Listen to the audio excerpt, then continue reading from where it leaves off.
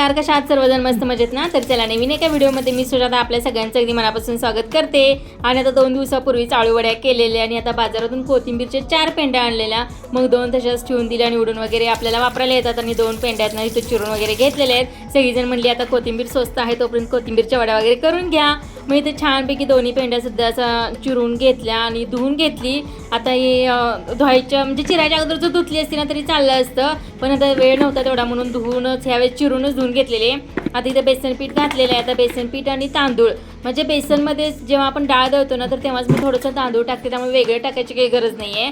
तर इथं आपल्याला लपसेल त्याच्यामध्ये तेवढं बेसन पीठ घालून घ्यायचं आहे. थोडीशी हळद घालायची आहे, लाल तिखटसुद्धा थोडंसं घालून घ्यायचं आहे आणि त्याच्यामध्ये तीळ घालायचे, ओवा घालायचं.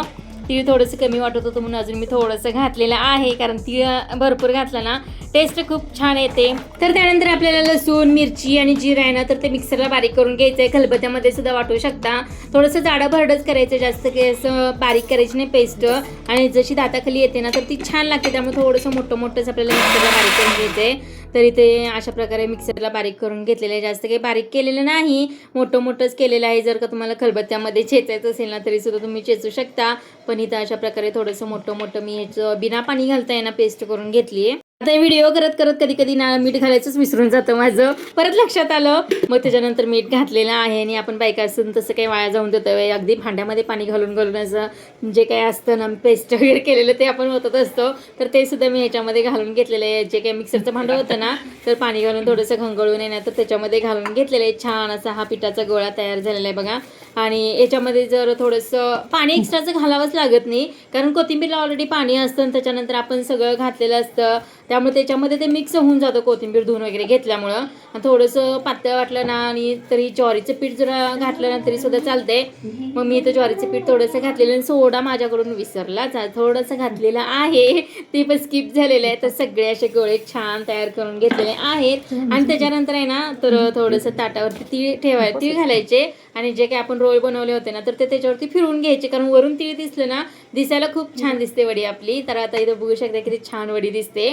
सगळ्या गोळ्यानं जे काही रोल केले होते ना जवळजवळ मी 5 रोल तयार केलेले आहे. त्याच्यापासून सगळ्या रोलला असे छान असे तीळ लावून घेतलेले आहे. माझ्याकडे ह्याचं पान होतं ना हळदीचं, तर तेच मी ह्या भांड्यामध्ये ठेवून दिलेलं आहे, कारण अजिबात चिकटत नाही. आता झालं असं की भांडं छोटं पडलं आणि माझे रोल आहेत ना तर ते कोथिंबीर वडीचे जास्त झाले. मग 3 एकदा शिजवून घेतले आणि 2 आहेत ना तर ते आता नेक्स्ट टाइम शिजवूया म्हटलं, कारण एकदम मग सगळं ठेवलं की चिकटलं जातं, त्याच्यामुळे 3 असं हे तयार करून घेते मी शिजवून. तर आता हे शिजायला ठेवलेले आणि किती छान दिसतात बघा, वरून तीळ आहे ना तर ते खूप भारी दिसते असं. तर शिजवायला ठेवलेलं आहे आणि 2 रोल आहेत ना तर तसेच ठेवून दिलेले आहेत. जवळजवळ 10-15 मिनिटानंतर हे आपलं चांगलं फुगून असे एवढे मोठे झालेले आहेत बघा, किती मोठे झालेले आहेत. थोडासा सोडा घालायचा, कारण मग त्यांनी छान असं फुगतात. सोडा नाही घातला तर मग थोडंसं कमी फुगतात, पण जास्त पण नाही घालायचं आपल्याला, अगदी चिमूटभर असं सोडा घालून घ्यायचं आहे. आणि चिकटलेले तर रोल अजिबात नाही आहेत. तर असंच उलाटण्याच्या साह्याने ना तर मी ते सगळे रोल काढून घेतलेले आहेत. आणि ही काटवट आहे ना तर मला माझ्या आईने यात्रेतून घेऊन दिले. कधी असा वापर करत असते, भाकरी करण्यासाठी दिले, पण भाकरी काही करणं होतच नाही दररोज त्याच्यामध्ये. आणि असं काही करायचं असलं की धपाटे वगैरे तर त्याच्यामध्ये मळते, किती छान दिसते ना काटवट.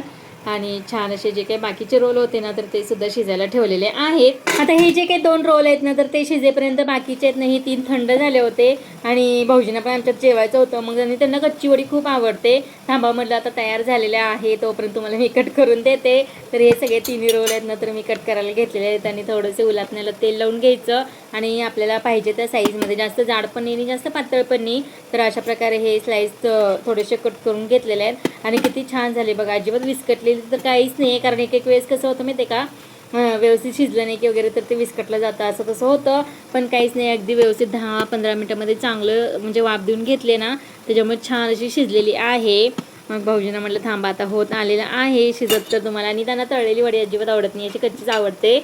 आणि म्हणत होते की एवढ्याच वड्या झाल्या काय आणि किती जर केलं तर ह्या वड्या कमीच पडतात, सगळ्यांना आवडतात, सगळेजण आवडीने खातात. तर एवढ्या अशा वड्या तयार झालेल्या आहेत. त्यांना पण थोड्याशा कच्च्या वगैरे दिल्या खायला. आणि कच्ची वडीची टेस्टसुद्धा खूप छान लागते बघा. तुम्हाला कच्च्या वड्या आवडतात की नाही नक्कीच कमेंटमध्ये सांगा. बाकीचे दोन्ही रोलसुद्धा कट केले नाही, भाऊजी काय म्हणतात पहा. तर मला तर वाटत होतं की 2 कोथिंबीरच्या पेंड्या घेतलेल्या आहेत आणि बाकीचं सगळे जे काही पीठं वगैरे होते ना बेसन पीठ वगैरे घालून त्याच्या एवढ्या साऱ्याशा वड्या झाल्यात असं मला वाटत होतं. पण भाऊजींना वाटत होतं की त्या वड्या कमीच झालेल्या आहेत. पण असू दे, त्यांना खूप आवडतात वड्या. तर अशा प्रकारे ह्या वड्या केलेल्या आहेत आणि थोडेसे जाड स्लाईस ठेवलेले आहेत मी. आणि रोलसुद्धा थोडेसे मोठेच ठेवले होते, एकदम बारीक ठेवलेले नाहीत. बारीक जर केले असते ना तर अजून भरपूर झाल्या असत्या, पण मी थोडेसे मोठेच केले होते ना जाडीला, त्याच्यामुळे थोडेसे कमी झालेत असं वाटतंय तुम्हाला. तर तुम्ही नक्कीच कमेंटमध्ये सांगा की ह्या वड्या जास्त झालेल्या आहेत की कमी झालेल्या आहेत. तर अशा प्रकारे ह्या वड्या आहेत ना तर त्या करून घेतलेल्या आहेत. आणि तुम्ही कशा पद्धतीने कोथिंबीरच्या वड्या करताना ते सुद्धा नक्कीच कमेंटमध्ये सांगा. मी तर अशा प्रकारे करत असते. आणि काही जण म्हणजे बेसन पीठ आणि परत आणि ह्याचं घालतात ना, तांदळाचं पीठ वगैरे त्याच्यामध्ये घालतात आणि मग ते दोन्ही पीठं एकत्र करा. मी तसं करत नाही. कधी डाळ दळायची म्हटलं ना, 1 किलोभर डाळ असेल, एक किलो किंवा 1.5 किलो डाळ असेल ना, तर त्याच्यामध्ये थोडंसं तांदूळच घालते आणि ते पीठ दळते. आणि बऱ्याच वेळा मला आई पण मला ह्याचं पीठ देत असते, म्हणजे काही बेसनचं पीठ असतं ना, तिकडे हरभरे वगैरे भरपूर असतात, डाळ असतात, ती बऱ्यापैकी मला सारखं पीठ देत असते. आता हे सुद्धा तिनंच दिलेलं पीठ आहे, त्याच्यामध्ये थोडंसं तांदूळ होतं की नाही माहीत नाही मला, पण हे असं मी तर दळायचं म्हटलं की थोडंसं तांदूळ घालून दळते. तर तुम्ही कशा प्रकारे दळता डाळीचं पीठ ते सुद्धा नक्कीच कमेंटमध्ये सांगा. तर छान अशा कुरकुरीत खुसखुशीत ह्या कोथिंबीर वड्या तयार झालेल्या आहेत. तर इथं दुपारच्या वेळेस तळायच्या होत्या, त्यामुळे थोड्याशाच तळलेल्या आहेत आणि थोड्या आहेत ना तर संध्याकाळी म्हटलं सगळे गरम गरम जेवायला सगळेजण असतात ना, मग तेव्हा गरम गरम तळता येईल म्हणून थोड्याशा ठेवलेल्या आहेत आणि थोड्याशा आहेत ना तर तळून घेतलेल्या आहेत. तर अशा प्रकारे ह्या कोथिंबीर वड्या झालेल्या आहेत.